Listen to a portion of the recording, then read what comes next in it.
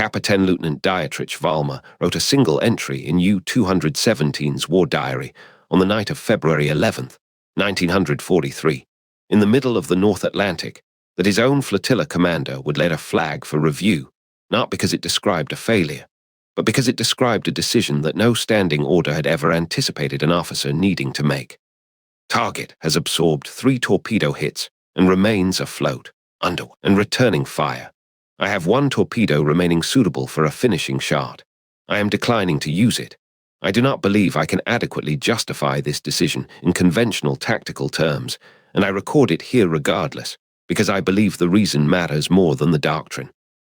He surfaced the boat 40 minutes later, watched the ship's silhouette recede into the dark through his binoculars until it was gone, and gave the order to break off pursuit entirely. Valmer was, by 1943, one of the more experienced U-boat commanders still operating in the North Atlantic, a fact that made his decision that February night considerably more difficult for his superiors to dismiss than it might have been from a younger, less proven officer. He had sunk, by his own count, 11 Allied merchant vessels across 2 years of patrols, and had developed, in that time, a professional understanding of how ships died that he considered as reliable as any instrument on his boat. A torpedo hit amidships, properly placed, flooded a merchant vessel's engine spaces, and broke its back within minutes in the overwhelming majority of cases he had personally observed. A second hit, if the first proved insufficient, was almost invariably decisive. He had never, in 2 years of patrols, encountered a target that absorbed a third hit and remained not merely afloat, but functional, still making way, still capable of returning fire from whatever deck guns its crew could keep operational. His theory of merchant ships, like most professional theories built on repeated observation, had never once failed him before that February night. Ships were built to certain tolerances. Crews, however brave, could only fight flooding and fire for so long before the physics of a sinking vessel overtook whatever courage remained available to resist it. This was not, in Valmer's understanding, a judgment on the character of the men aboard such ships. It was simply an engineering fact, as reliable as the tables he used to calculate a torpedo's running time. He would spend the remainder of the war, according to letters preserved by his family, revisiting the specific night. His understanding of that engineering fact first failed to predict what actually happened. The SS Harlan Ford was, on paper, an unremarkable Liberty ship, one of hundreds of nearly identical vessels mass-produced in American shipyards to replace tonnage lost to the U-boat campaign faster than German torpedoes could sink it. What distinguished the Harlan Ford, according to the account later assembled from surviving crew testimony, was not the ship itself, but the specific culture built aboard her by 2 men. Her master, Captain Everett Doyle, and her chief engineer, a veteran of the merchant service named Walter Osai. Doyle had commanded merchant vessels since before the war and had developed, across 2 years of Atlantic convoy crossings under constant threat of U-boat attack, a philosophy of damage control that went considerably beyond standard merchant marine training. He believed, and stated explicitly in the informal briefings he gave every new crew member joining the Harlan Ford, that the single greatest determinant of whether a torpedoed ship survived was not the extent of the damage itself, but the speed and discipline with which the crew responded to it in the first critical minutes. Most ships that go down after a single hit, Doyle told his crew, according to an account given by a surviving deckhand decades later, go down because the men below decks panic or freeze or simply don't know precisely what needs doing in the dark with water coming in. A ship is just a machine, and a machine that's been damaged can often still be managed, provided the men managing it know exactly what their job is and do it without needing to be told twice. That's the whole of what I'm asking of you. Know your job. Do it the second it's needed, not a minute after. Osai, as chief engineer, translated this philosophy into a specific, rigorously drilled damage control program that the Harlan Ford's crew practiced with a thoroughness unusual even by wartime merchant marine standards. Every man aboard, regardless of his primary duty, was trained in basic firefighting, basic flood control, and critically the location and operation of the ship's compartmentalized bulkhead system, the network of watertight doors and pumps that Liberty ships relied upon to contain flooding damage. We drilled it until it wasn't something men had to think about, Osai said in a post-war interview. Alarm sounds. A man's already moving toward his station before his mind's caught up to why.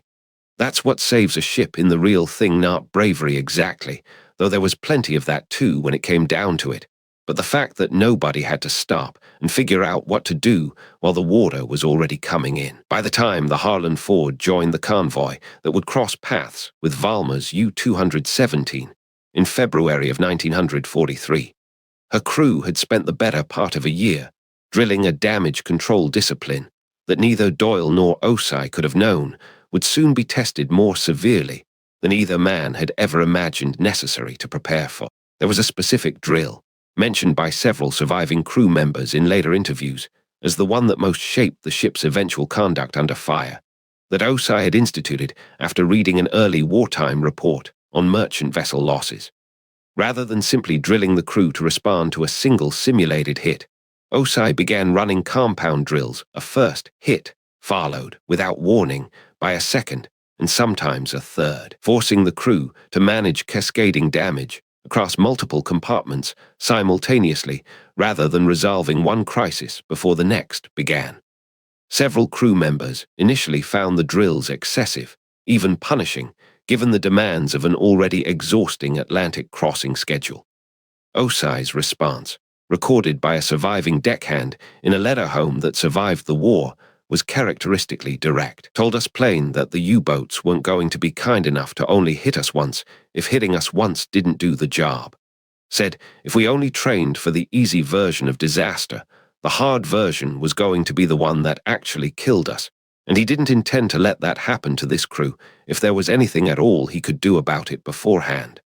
Valmer's initial attack, launched from a submerged position roughly 600 meters off the Harlan Ford's port side, struck the ship's forward hold at approximately 2,140 hours, detonating with a force that Doyle himself, thrown from his feet on the bridge, initially assessed as almost certainly fatal to the vessel. What followed, according to Osai's own account, was the damage control program's first true test under combat conditions. Forward hold was flooding fast, and by every reasonable expectation that should have been the end of it for a ship our size. But the bulkhead crews were already moving before I'd finished giving the order, because that's what we'd drilled for a year to do. Sealed the forward compartments, brought the pumps up, and the old girl held her trim. Wasn't pretty, wasn't easy, but she held. Valmer, observing through his periscope, recorded the hit in his log with the clinical confidence of a man who expected the engagement to conclude within minutes. Direct hit, forward hold, significant explosion observed, target listing but remains underway, assessing as likely fatal within the hour, maintaining position for confirmation.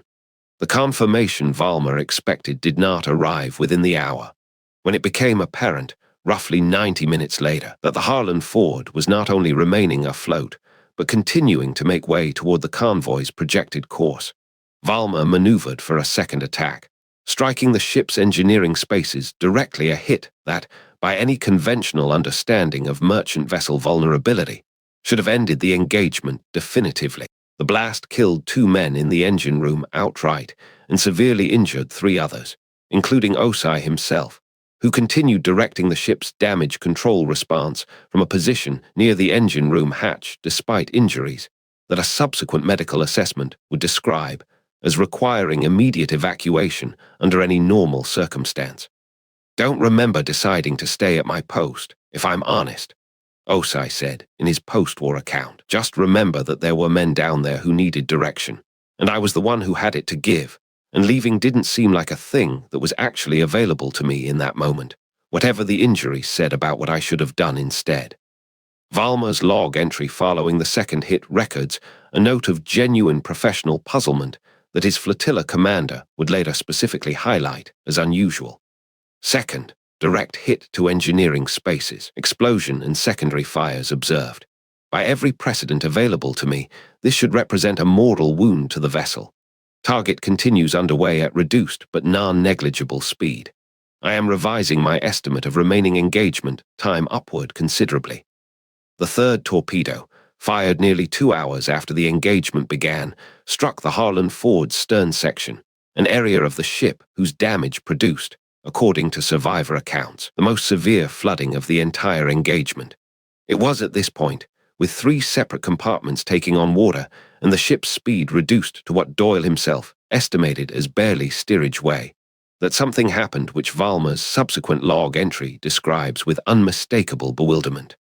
The Harlan Ford's single-deck gun, manned throughout the engagement by a small Navy armed guard detachment assigned to the merchant vessel, began firing at the water near U-217's last observed position, on the theory, articulated by the gun crew's chief, gunner's mate Curtis Vance, that even blind fire against a submerged threat served a purpose if it forced the attacking submarine to remain at greater depth and reduce the accuracy of any further attack. Wasn't likely to hit anything, firing blind like that, Vance said in an interview conducted decades later, but keeping a U-boat skipper honest, making him worry about exactly where we thought he was, that had value even if we never landed a single round anywhere near him. Ship was still afloat, still had a gun that worked.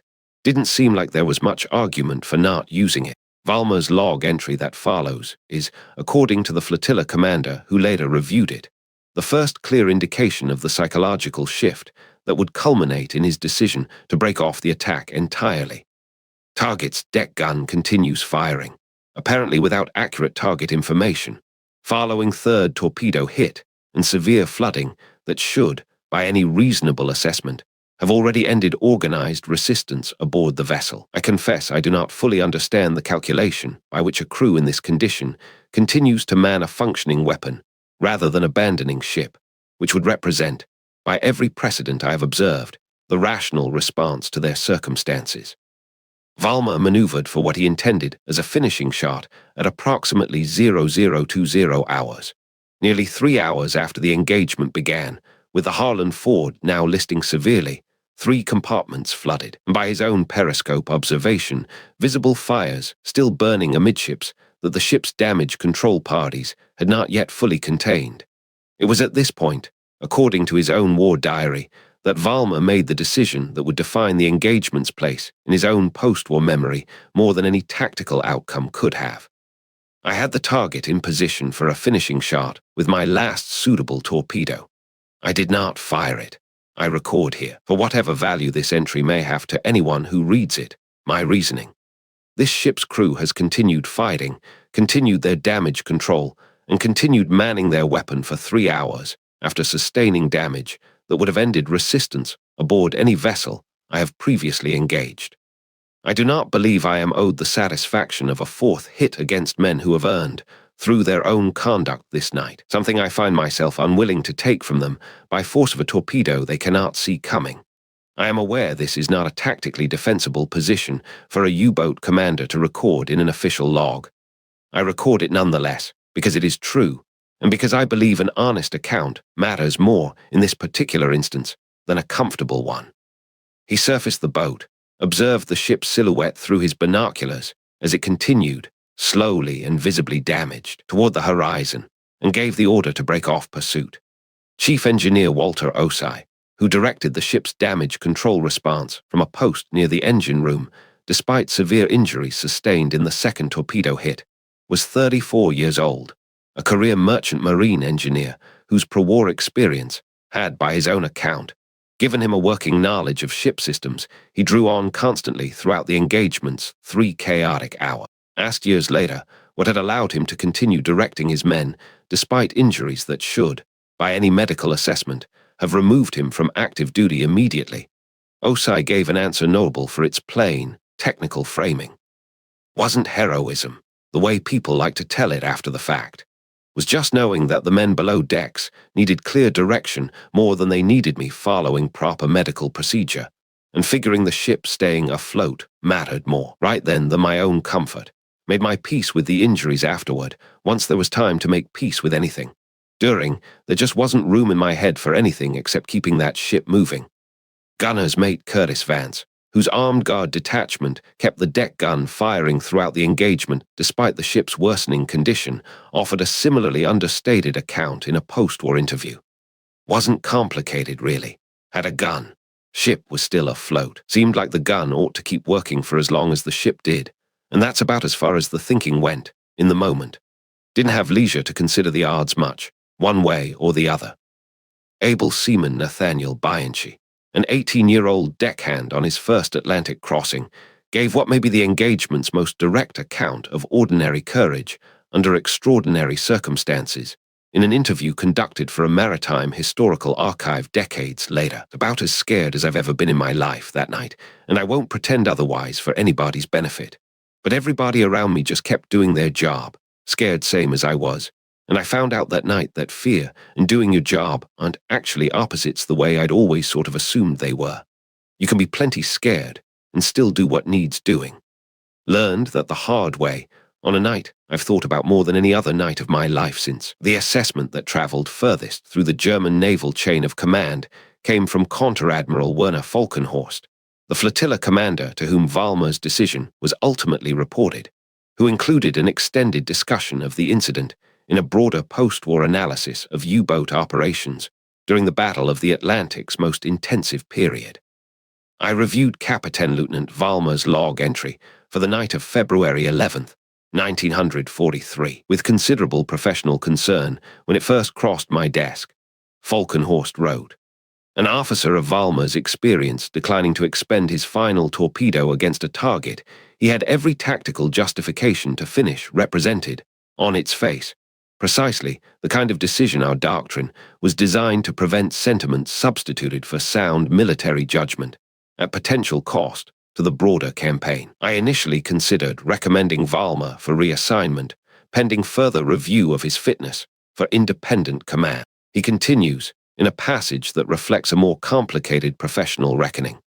"Upon further reflection, and after reviewing the full account of the engagement, including testimony gathered from other U-boat commanders who had, by that point in the campaign, begun reporting similar encounters with unusually resilient American merchant vessels, I came to a different conclusion. Valmer had encountered something that our campaign's operational assumptions had not adequately accounted for, a level of damage control discipline among American merchant crews that made the engineering calculations underlying our torpedo doctrine considerably less reliable than they had been earlier in the war.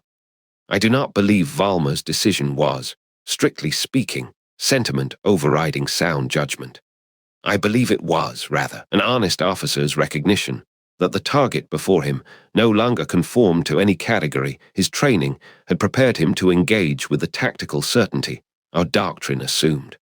Falkenhorst closes his assessment with a line that a naval historian reviewing the document decades later flagged as unusually candid for a wartime flag officer's formal correspondence. Built our entire Atlantic campaign around the assumption that a sufficiently damaged merchant vessel would cease effective resistance within a predictable window of time. I do not believe this assumption remained reliable by 1943, and I believe Valmer's engagement with the vessel in question represents one of the clearer illustrations available to us of exactly why. I did not ultimately recommend his reassignment. I do not believe, upon reflection, that a different officer in his position would necessarily have made a different decision once the true character of what he was engaging had become apparent to him. The SS Harlan Ford survived the engagement, reaching port under her own power 4 days later, escorted by a destroyer dispatched from the convoy once her damaged condition had been reported. 3 crew members died in the attack too in the initial engine room explosion, one from injury sustained during subsequent firefighting efforts, and the ship herself required nearly 4 months of repair before returning to Atlantic service. Captain Everett Doyle continued commanding merchant vessels for the remainder of the war, and in a brief interview given to a maritime trade publication shortly after the engagement, offered an assessment of what had actually kept his ship afloat that echoed, without either man being aware of the other's words, the assessment Valmer himself would eventually record in his own private correspondence. "Wasn't luck that kept us afloat that night. Whatever people want to call it after the fact, was a crew that knew exactly what their job was and did it minute after minute, for 3 hours straight, without anybody needing to be told twice what came next. You build that into a crew slow, over months of drilling that feels tedious right up until the night it isn't, and I don't know of any shortcut to building it faster than that." Dietrich Valmer survived the war was held briefly as a prisoner following Germany's surrender, and returned to a country attempting, in its own fractured way, to reckon with what it had done and what had been done in its name. He rarely discussed the Harlan-Ford engagement publicly in the decades that followed, according to family members interviewed for a post-war maritime history project, with one notable exception, late in his life, when a graduate student researching U-boat operations asked him directly why that particular engagement, among the many he had commanded, appeared to have stayed with him more than any other. He considered the question for a long moment, according to the student's own notes from the interview, before answering. I have turned that night over in my mind more times than I could count in the years since. I had every tactical justification to fire that final torpedo, and I did not fire it, and I have spent decades trying to arrive at language adequate to explain why, to myself as much as to anyone who might ask. I have concluded, finally, that the explanation is simpler than I once believed, and also considerably harder to accept comfortably. I encountered, that night, a ship's crew whose conduct made continuing to hunt them feel, to me, less like war and more like something I did not have a word for in either German or English. I chose not to finish what my orders would have permitted me to finish.